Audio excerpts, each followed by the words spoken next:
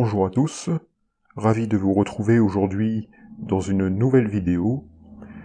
Dans la plupart des cas, avant notre propre mort, nous voyons d'autres personnes mourir avant nous, y compris ceux que l'on aime. Il y a donc deux réactions qui en ressortent.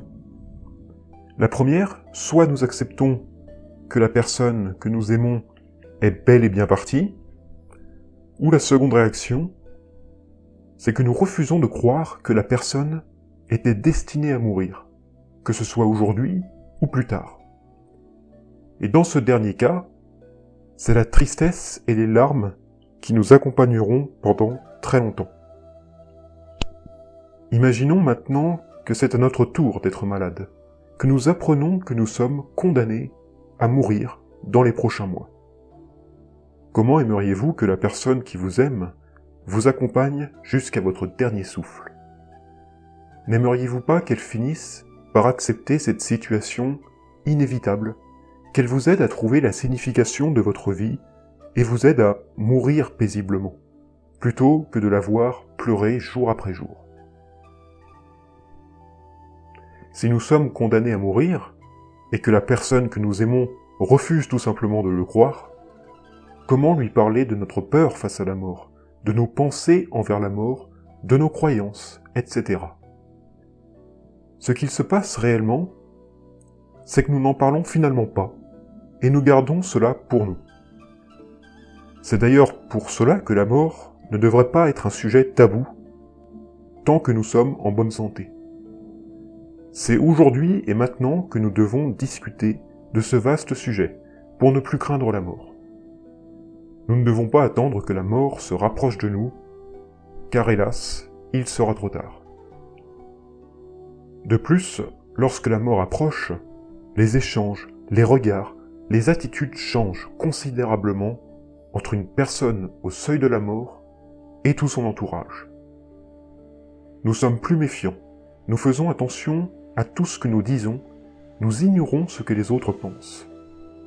Le plus important, c'est de rester simple et naturel, afin d'apaiser l'atmosphère et de rassurer tout le monde. Parce que personne ne sait quoi dire, et tout le monde se regarde dans le blanc des yeux.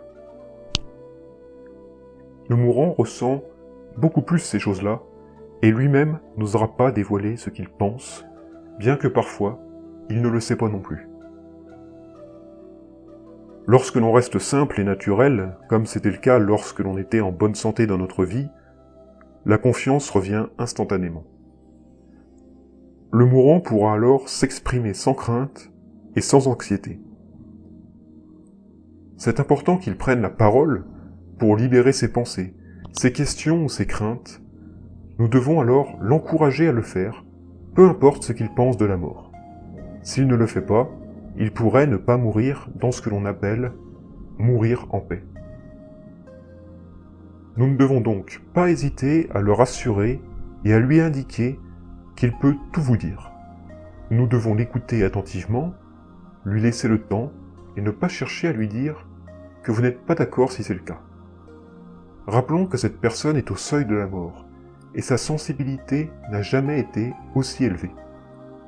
S'il ressent un signe de contradiction de votre part, il pourrait se braquer et finir par ne plus dialoguer avec vous.